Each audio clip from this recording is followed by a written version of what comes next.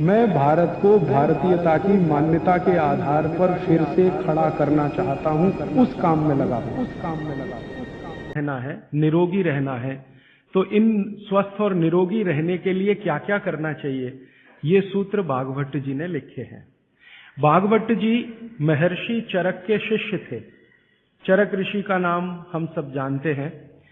चरक ऋषि के वो शिष्य थे और सबसे बेहतरीन शिष्यों में उनकी गिनती होती है, सबसे इंटेलिजेंट माने जाते हैं। चरक ऋषि ने जितना शोध कार्य किया, भागवत जी ने उससे भी ज्यादा किया। 135 वर्ष उनकी आयु रही। 135 वर्ष में लगभग आप समझ लीजिए 18 वर्ष छोड़कर, 18 वर्ष वो ये कहते हैं कि मैं प्राथमिक अध्ययन करता रहा, तो 18 वर्ष छोड़कर बाकी सारे वर्ष उन्होंने बहुत गहन अध्ययन में लगाए। और उन्होंने कोई एक सूत्र लिखा तो उस पर कम से कम 50 से ज्यादा उन्होंने ऑब्जर्वेशंस किए। आज का जो विज्ञान है, जिसको हम आधुनिक विज्ञान कहते हैं, ये पूरा ऑब्जर्वेशन पर आधारित है। ऑब्जर्वेशन को हिंदी में क्या कहते हैं मैम? हाँ, निरीक्षण, परीक्षण या निरीक्षण। हाँ, प्रयोग या परीक्षण या निरीक्षण। तो अगर जैसे उन्होंने कोई सूत्र कह दिया तो उसका 50 बार परीक्षण किया, अलग अलग परिस्थितियों में अलग अलग लोगों पर किया, और जब उन्होंने देखा कि परिणाम वही है, तब सूत्र लिखा। अब हम कल्पना करें कि 7000 सूत्र लिखे हों और एक एक सूत्र पर 50-50 परीक्षण उन्होंने किए हों, तो पूरी जिंदगी उनकी इसी में निकल गई। महर्षि भागवत बाल ब्रह्मचारी थे। अंतिम समय तक वो ब्रह्मचर्य का ही पालन करते रहे। गृहस्थ आश्रम उन्होंने नहीं जिया, लेकिन वो मानते थे कि गृहस्थ आश्रम बहुत महत्व का है। तो ऐसे महर्षि भागवत के सूत्रों को मैं पिछले 6 साल से पढ़ता रहा, और भारत की आज की जो परिस्थिति है, मैं मानता था और आज भी मानता हूं कि उसमें ये बहुत अनुकूल है। आज हमारे भारत की परिस्थिति ऐसी है, 112 करोड़ लोग इस देश में रहते हैं। इनमें से करीब 75 से 80 करोड़ लोग बीमार हैं। सरकार कहती है कि सिर्फ 30 करोड़ लोग हैं स्वस्थ, बाकी सब हैं बीमार।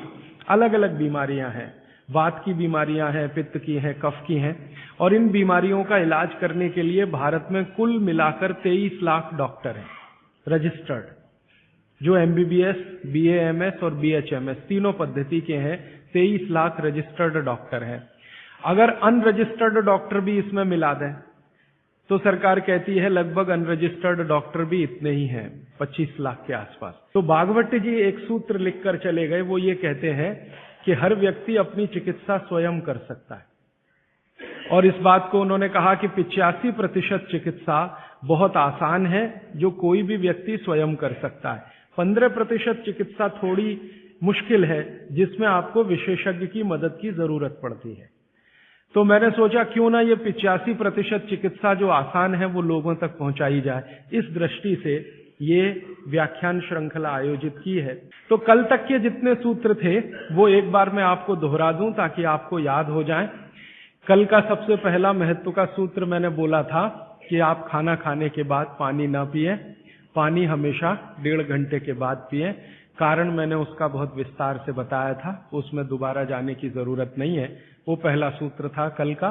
दूसरा सूत्र था कि पानी जब भी पिए तो घूट घूट भर के पिए, एक एक सिप लेकर पानी पिए, जैसे आप गर्म दूध पीते हैं या गर्म चाय या गर्म कॉफी पीते हैं, और उसका कारण भी मैंने आपको समझा दिया था।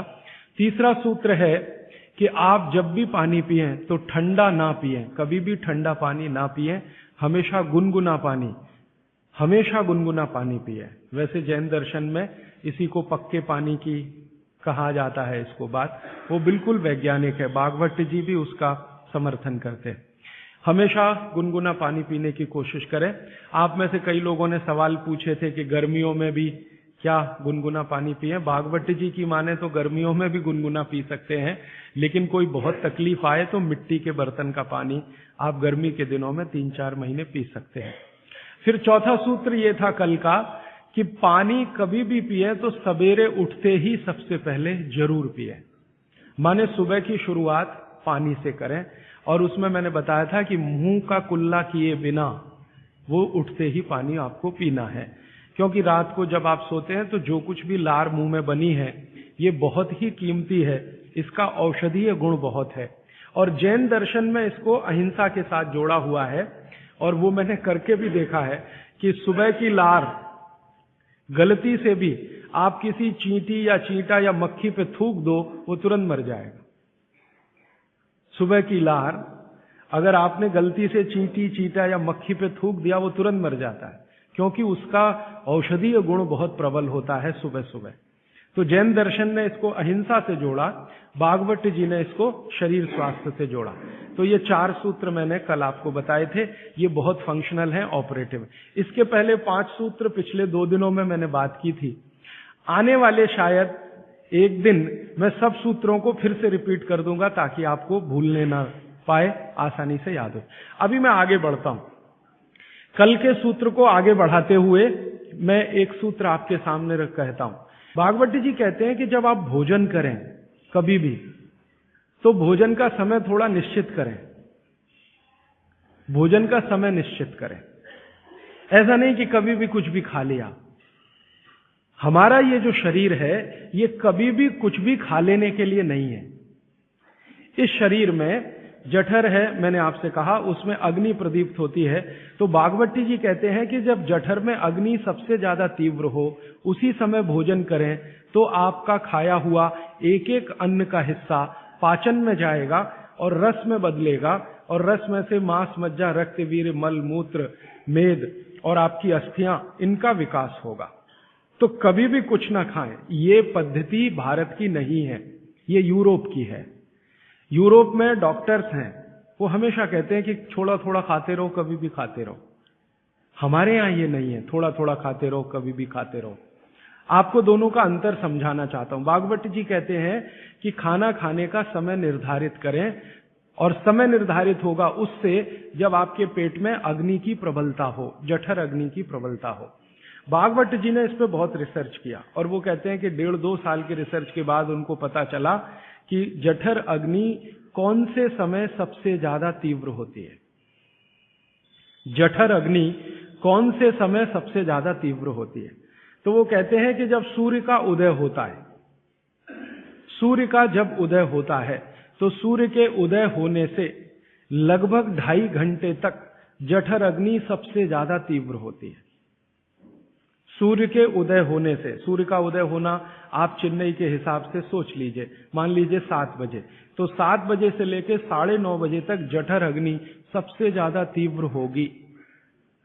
हो सकता है यही सूत्र अरुणाचल प्रदेश में मैं बात करूं तो वो 4 बजे से 6:30 का समय आ जाएगा, क्योंकि अरुणाचल प्रदेश में सूर्य 4 बजे निकल आता है। अगर मैं सिक्किम में बात करूंगा तो और 15 मिनट पहले हो जाएगा, और यही बात अगर मैं गुजरात में जाकर करूंगा तो आपसे समय थोड़ा भिन्न हो जाए। तो सूर्य के साथ इसको ध्यान रखें। तो सूर्य का उदय जैसे ही हुआ, उससे अगले 2.5 घंटे तक जठर अग्नि सबसे ज्यादा तीव्र होती है। तो भागवत जी कहते हैं कि इस समय सबसे ज्यादा भोजन करें, इस समय सबसे ज्यादा भोजन करें। वो तो एक जगह यहां तक कह देते हैं कि आप अगर संभव हो तो 9:30 बजे के अंदर ही लंच करें।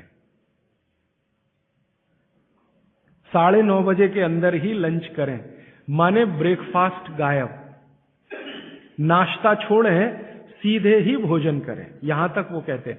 वो ये कहते हैं कि सुबह 9:30 बजे तक अगर आपने भरपेट भोजन किया है, तो इसमें से जो कुछ भी बनेगा वो एक एक बूंद, एक एक अन्न का टुकड़ा, एक एक दाने का टुकड़ा आपके शरीर के लिए उपयोगी होगा। क्यों? क्योंकि वो कहते हैं कि सुबह 7 बजे से, आपके हिसाब से मैं कह रहा हूं, 7 बजे से 9:30 जठर अग्नि बहुत तीव्र होती है। भागवत जी ने एक और रिसर्च किया था कि शरीर के जो अलग अलग अंग हैं, जैसे हृदय है, हृदय, और जैसे जठर है, जठर, जैसे किडनी है, जैसे लीवर है, इनके काम करने का अलग अलग समय है। जठर अग्नि के काम करने का सबसे अच्छा समय है 7 से 9:30, सूर्योदय से 2.5 घंटे तक। फिर इसी तरह से हृदय, हृदय के काम करने का समय है सबसे ज्यादा ब्रह्म मुहूर्त से 2.5 घंटे पहले। ब्रह्म मुहूर्त आप समझते हैं 4, 4:30, तो 2, सवा 2 बजे, 1:30 बजे से लेकर 4 बजे के बीच में हार्ट सबसे ज्यादा सक्रिय होता है, और सबसे ज्यादा हार्ट अटैक उसी समय में आते हैं। किसी भी डॉक्टर से पूछ के देख लीजिए, क्योंकि हृदय जब सबसे ज्यादा सक्रिय होगा तो हृदय घात भी उसी समय होगा।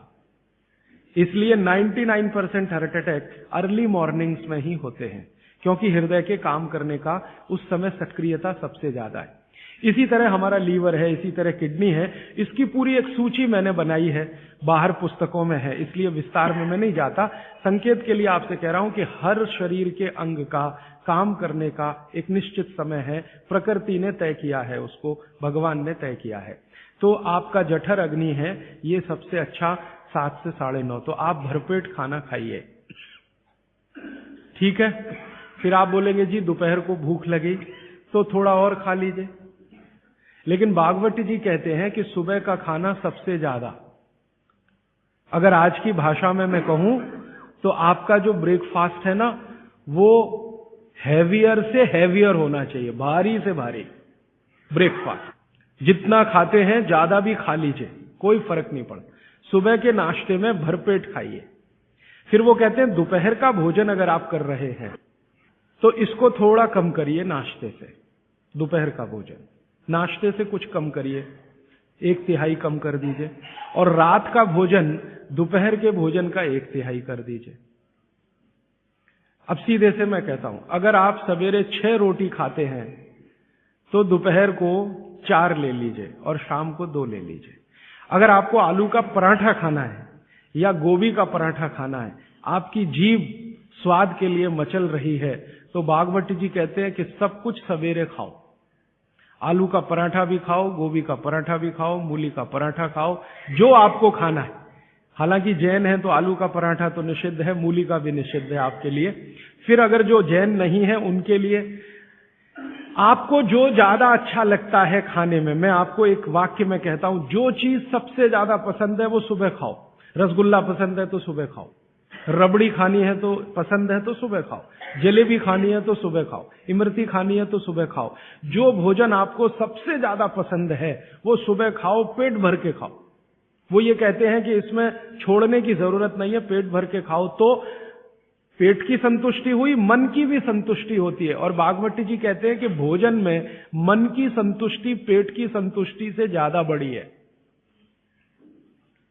मन हमारा जो है ना, ये खास तरह की वस्तुओं से या हार्मोन से या एंजाइम से संचालित है। मन को आज की भाषा में डॉक्टर्स लोग जो गिनते हैं ना, हालांकि वो है नहीं, लेकिन उन्होंने जो कहा है वो पीनियल ग्लैंड के बारे में है। ये जो पीनियल ग्लैंड है ना, इसमें से बहुत सारा रस निकलता है, जिनको हम हार्मोन्स कह सकते हैं, कुछ एंजाइम्स हैं। ये संतुष्टि के लिए सबसे आवश्यक ग्लैंड है पीनियल ग्लैंड। तो भोजन अगर आपको तृप्त करता है, भोजन में एक तो पेट भरना है और एक तृप्त होना, तृप्त करेगा तो पीनियल ग्लैंड आपकी सबसे ज्यादा सक्रिय है।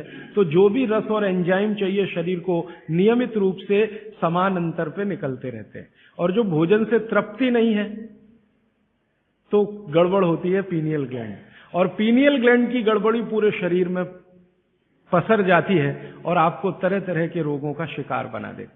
अगर आप तृप्त भोजन नहीं कर पा रहे हैं तो निश्चित रूप से 10-12 साल के बाद आपको मानसिक क्लेश होगा और रोग होंगे। मानसिक रोग बहुत खराब है। आप सिजोफ्रेनिया के शिकार हो सकते हैं, डिप्रेशन के शिकार हो सकते हैं, आपको कई ऐसी गंभीर बीमारियां हो सकती हैं। भागवती जी कहते हैं कि आप भोजन करते हुए अगर संतुष्ट नहीं है तो 27 तरह की बीमारियों से ग्रसित हो सकते हैं। उनकी पूरी सूची है, वो पुस्तक में है। कभी भी भोजन करें तो पेट तो भरे ही, मन भी तृप्त हो, और मन के तृप्त और पेट के भरने का सबसे अच्छा समय सवेरे का ही है। अब मैंने ये भागवती जी के सूत्र को चारों तरफ देखना शुरू किया तो मुझे पता चला कि मनुष्य को छोड़कर जीव जगत का हर प्राणी इस सूत्र का पालन कर रहा है, मनुष्य को छोड़कर, क्योंकि मनुष्य को मैं मूर्ख मानता हूं। हालांकि मनुष्य अपने को होशियार समझता है, लेकिन मनुष्य से ज्यादा होशियार ये जीव जगत के प्राणी हैं। आप चिड़िया को देखो, चिड़िया, कितने भी तरह की चिड़िया, सवेरे सूरज उगते ही उसका खाना शुरू हो जाता है और भरपेट खाती है।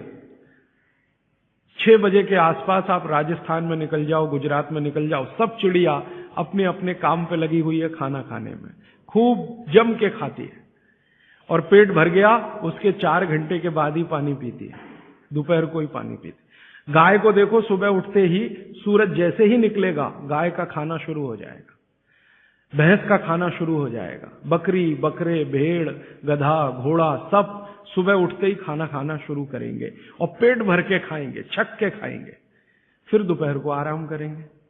तो ये सारे जानवर, सारे जीव जंतु, आप सांप को देखो, बिच्छू को देखो, कीड़ी को देखो, चींटी को देखो, चींटे को देखो, सब जानवर, सब जीव जंतु जो हमारी आंखों से दिखते हैं, जो नहीं भी दिखते हैं, ये सबका भोजन करने का समय सवेरे सूर्योदय का ही है। सूर्योदय के साथ ही ये सब भोजन करते हैं, इसलिए ये हमसे ज्यादा स्वस्थ रहते हैं। मैंने आपको कई बार ये कहा है, आप उसको हंस देते हैं, किसी भी चिड़िया को डायबिटीज नहीं होता, किसी भी बंदर को हार्ट अटैक नहीं आता। बंदर तो आपके नजदीक है ना शरीर रचना में, बस बंदर और आप में एक ही अंतर है कि उसको पूंछ है, आपको नहीं है, बाकी सब कुछ एक ही है। आपका हृदय बंदर का हृदय, आपका लीवर बंदर का लीवर, आपकी किडनी बंदर की किडनी, सब कुछ समान है। मां का गर्भाशय, बंदरिया का गर्भाशय, सब समान है, एक ही अंतर है, उसको पूछे, आपको नहीं है। तो ये बंदर को कभी भी डायबिटीज नहीं, हार्टराइटिस नहीं, कोई कुछ नहीं, कोई कुछ नहीं। मेरे एक बहुत अच्छे मित्र हैं डॉक्टर रविंद्रनाथ शानबाग, वो रहते हैं कर्नाटक में। कर्नाटक में एक उडुपी नाम की जगह है, वहां रहते हैं, बहुत बड़े प्रोफेसर हैं, मेडिकल कॉलेज में काम करते हैं। उन्होंने एक बड़ा गहरा रिसर्च किया। उन्होंने कहा कि मैंने जिंदगी भर, माने 15-16 साल उन्होंने एक रिसर्च किया कि बंदर को बीमार बनाओ, क्योंकि उन्होंने बहुत सारे वैज्ञानिकों से यह सुन रखा है कि बंदर बीमार नहीं होता, और बीमार होगा तो मरेगा ही, जीवित नहीं रहेगा। तो बंदर को बीमार बनाओ। तो उन्होंने तरह तरह के वायरस और बैक्टीरिया बंदर को डालना शुरू किया, कभी इंजेक्शन के माध्यम से, कभी किसी माध्यम से। वो कहते हैं कि मैं 15 साल असफल रहा, बंदर को कुछ नहीं हो सकता। और मैंने कहा कि आपने ये बता दिया कि ठीक है बंदर को कुछ नहीं हो सकता। वो कहते हैं कि मैंने बहुत कोशिश किया कि उसके ब्लड का कोलेस्ट्रॉल बढ़ा दूं, बढ़ता ही नहीं। तब उन्होंने एक दिन रहस्य की बात बताई, वो आपको भी मैं बता देता हूं कि बंदर का जो ब्लड है ना, उसका RH फैक्टर दुनिया में सबसे आदर्श है। और आपका RH फैक्टर जब नापता है ना कोई डॉक्टर, तो बंदर से ही कंपेयर करता है, वो बताता नहीं आपको, ये अलग बात है, कंपैरिजन बंदर से ही होता है। कारण उसका है कि उसको कोई बीमारी आ नहीं सकती, ब्लड में कोलेस्ट्रॉल बढ़ता नहीं, ट्राइग्लिसराइड कभी बढ़ता नहीं, डायबिटीज कभी होती नहीं, शुगर कितनी भी बाहर से इंट्रोड्यूस करो उसके ब्लड में टिकती नहीं। तो वो प्रोफेसर साहब कहते हैं यार ये सब एक ही चक्कर है कि बंदर सवेरे ही सवेरे भरपेट खाता है, जो आदमी नहीं खा पाता। तो वो प्रोफेसर रविंद्रनाथ शानबाग ने कुछ अपने मरीजों को कहा कि देखो भैया, बंदर की तरह से खाओ, माने सुबह सुबह भरपेट खाओ। तो उनके कई मरीज हैं जिन्होंने पर उन्होंने एक्सपेरिमेंट किया, और वो मरीज बताते हैं कि जब से उन्होंने सुबह भरपेट खाना शुरू किया, किसी की डायबिटीज माने शुगर कम हो गई, किसी का कोलेस्ट्रॉल कम हो गया, किसी के घुटने का दर्द कम हो गया, किसी के कमर का दर्द कम हो गया, किसी का कुछ, गैस बनना बंद हो गई, पेट में जलन होना बंद हो गई, नींद अच्छी आने लगी, वगैरह वगैरह सारे इंप्रूवमेंट वो बोलते हैं होते हैं। तब से वो चिल्ला चिल्ला कर कहते हैं। दोस्तों सबसे पहले तो चैनल सब्सक्राइब करें, फिर लाइक, कमेंट और शेयर करें, और हाँ, हमारा एंड्रॉयड ऐप डाउनलोड करना ना भूलें।